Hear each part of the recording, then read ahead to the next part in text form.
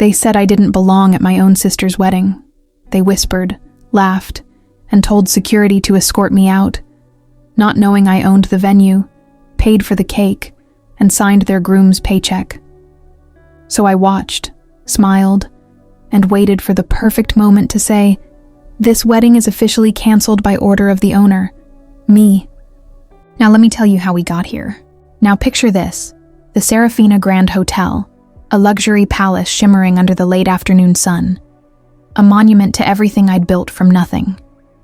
I stood on the marble steps, a crisp autumn breeze tugging at my tailored suit, holding an ivory invitation that wasn't meant for me. It was unsigned, impersonal, and left carelessly on my father's kitchen counter during a rare visit 2 weeks ago. No name, just a date, time, and location. Typical. I was the ghost in my family, the forgotten older sister, the one who didn't wear makeup at 16, didn't chase approval, didn't follow their script. My crime? Leaving home at 19, forging my own path, and succeeding without their permission. They called it failure. I called it survival. Growing up, Isabel was the star. 3 years younger. She dazzled with her charm, her tantrums, her perfect smile. I was the quiet one, buried in books while she twirled in dresses. My parents adored her chaos. They barely noticed my existence, and by the time I left, I was erased. My name unspoken, my photos hidden. I didn't fight it. I just walked away. In the silence of those years, I built an empire. A tech startup, born from sleepless nights and sheer will, grew into something unstoppable. 1 hotel, then 3, then 15. The Serafina Grand. My flagship stood as a symbol of everything I was never given and everything I claimed. My family didn't know. That was the best part. I was no longer Alyssa, the disappointment. I was Alyssa Laurent, CEO of Laurent Luke's Properties, the name behind the bank account funding this wedding. My sister's fiancé, Michael, had submitted a corporate sponsorship request, claiming connections to secure a discount. He even worked for one of my subsidiaries, a junior exec who thought he'd outsmarted the system. My event team approved the sponsorship under our PR program. I had final say, and I let it happen. Not out of love, not out of nostalgia, but because silence can be sharper than a blade, until it's time to strike. Stepping into the Serafina's lobby, I felt the weight of 8 years' absence. Pastel-clad bridesmaids swept past, their silk dresses whispering against the marble. No one recognized me. I wasn't the shy, stuttering girl anymore. My black heels clicked with authority, my suit sharp enough to cut through their indifference. I carried power now, in my stance, in my silence. Then she saw me, Isabel, frozen in her lace gown at the ballroom entrance. Her eyes widened, then narrowed, as if I were a flaw in her perfect day. She stormed toward me, bouquet trembling, her voice a hiss. "What are you doing here?" "I came to celebrate your big day," I said, my tone calm but unyielding. "You weren't invited. The invitation came to Dad's house. That wasn't for you." Her words were meant to wound, but they didn't. I'd stopped expecting kindness from people who never learned to love fully. Guests glanced over, curious. A bridesmaid whispered, "Is that her?" Isabel grabbed my wrist, her nails biting. "I'm serious, Alyssa. Leave. This day isn't about you. You weren't wanted then, and you're not wanted now." I smiled and unshaken. "But I'd really love to stay. This is, after all, my venue." She blinked. "What?" Before she could process, Michael, the charming, scheming Michael, strode over, his hand on her shoulder. "Is there a problem?" "She's crashing," Isabel spat. Michael turned to me, his smile tight. "Ma'am, this is a private event. You'll need to leave." I tilted my head. "Are you sure?" He frowned. "I don't know who you are, but..." Isabel waved down the venue manager. "Call security. This woman's trying to ruin my wedding." The air tightened. The moment was here. The venue manager, Miriam, hurried over in her Laurent Luxe gold blazer, her headset crackling softly. She was one of my best, sharp, loyal, and calm under pressure. "Is there an issue, Ms. Laurent?" she asked, her eyes meeting mine with quiet respect. The room froze. Michael blinked, his confidence crumbling. Isabel's face paled, her bouquet slipping in her grip.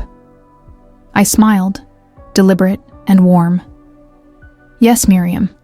The bride wants to remove a guest. Can we assist?" Miriam turned to Isabel, her expression neutral. "You want to remove Ms. Laurent?" "Yes," Isabel snapped. "She's not on the guest list." The silence was brittle, like glass about to shatter. Guests leaned in, sensing the shift. "I'm afraid we can't do that," Miriam said, her professionalism unwavering. "Why not?" Michael demanded, his voice sharp. Miriam adjusted her earpiece. "Because Ms. Laurent is the CEO of Laurent Luxe Properties. She owns the Serafina Grand and approved the sponsorship for this event." Gasps erupted, sharp, audible, delicious. A bridesmaid's champagne flute shattered on the marble, the sound echoing off the chandelier-lit walls. Michael staggered back, his face ashen. "She owns the venue?" Miriam's voice was clear, precise. "The Serafina Grand is part of Laurent Luxe Properties. Ms. Laurent is the primary shareholder and personally signed off on your wedding's funding, including the cake, catering, media team, and your honeymoon suite." My tone was calm, almost gentle. "Oh, and Michael? That paycheck you got last week? That was mine too. Laurent Tech is one of my subsidiaries." Isabel's lips parted, no sound escaping. Michael's jaw tightened, his charm dissolving. The crowd murmured, phones already out. I stepped closer, my voice low but piercing. "You know what stings, Isabel? Not that you didn't invite me, not that you erased me, but that you never imagined I could be more than the girl you mocked in high school. You wrote me off so easily." Michael tried to recover. "Alyssa, I didn't know—" "I believe you," I cut in, my tone sharp. "You thought you were outsmarting a faceless corporation, grifting a luxury venue for your dream wedding. You told vendors you had high-end contacts, didn't you?" Isabel turned to him, her voice trembling. "You lied to us?" Michael glanced around, cornered. "I facilitated a deal. I didn't lie." "He lied," I said, a soft laugh escaping. "He told our coordinator you were his cousin, Isabel. Claimed this was a family affair. No mention of your last name, of course." "You lied about our relationship?" Isabel's voice cracked, her eyes blazing. Miriam glanced at me for direction. I gave a subtle nod. Security appeared, 2 men in black suits, their presence commanding. The crowd parted. "Escort them out," I said, my voice final. "What?" Isabel shrieked, her bouquet hitting the floor. "You can't do this." "Your contract is voided," I said. "Misrepresentation, fraudulent claims. You should have read the fine print." Michael's face twisted. "This is our wedding." "Was," I corrected. "Now it's a lesson and tomorrow's headline." The courtyard outside the Serafina Grand buzzed with chaos. Guests spilled onto the cobblestone path, phones raised, capturing the spectacle. Isabel, in her lace gown, and Michael, in his tux, were escorted off by security, their faces a mix of shock and fury. Influencers invited for PR coverage live-streamed, their followers flooding comment sections.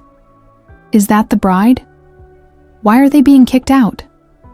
Isn't that Alyssa Laurent, the CEO?" I followed at a distance, my heels echoing like a metronome of justice. The autumn air was sharp, but I felt alive, unshackled. For the first time in years, I wasn't invisible. Isabel turned one last time, mascara streaking her cheeks. "You planned this, Alyssa. You wanted to ruin me." "No," I said, my voice steady. "I wanted to reclaim me. That was the difference. For years, I'd begged for a seat at their table, only to be pushed away. Today, I built my own table, and I flipped it, Michael tried one last plea. Alyssa, please, let us finish the ceremony. We'll make this right. I leaned in, my gaze cold. You lied. You manipulated. You tried to shame me in my own house. There's no ceremony left. He looked down, hands clenching. Isabel refused to meet his eyes, her dream day shattered by the man she'd trusted.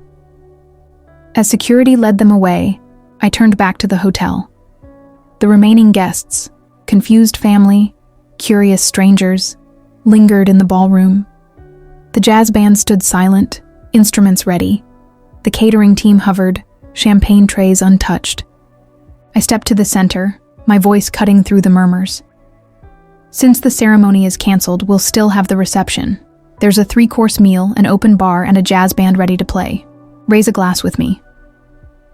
The room hesitated, then erupted in applause. Glasses clinked, laughter broke out, and the band struck up a lively tune.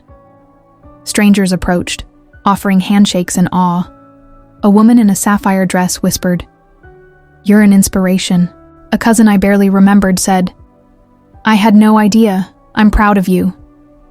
Miriam appeared, her smile warm. "The media team's fielding calls. This is going viral." "Let it," I said. "Let them talk." That night, as I sipped champagne under the chandelier's glow, I thought of the girl I'd been. Quiet, invisible, desperate for love. She was still there, but she wasn't alone anymore. I'd built a world where she belonged. By morning, headlines screamed, "Bride and groom kicked out by venue owner, her sister."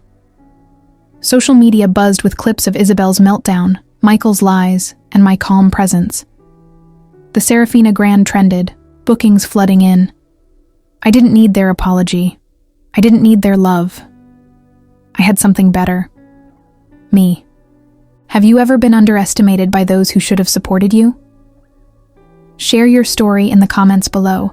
Like, subscribe, and hit the bell for more real-life tales of justice, resilience, and secret strength. New powerful narration stories every day. Thank you for watching.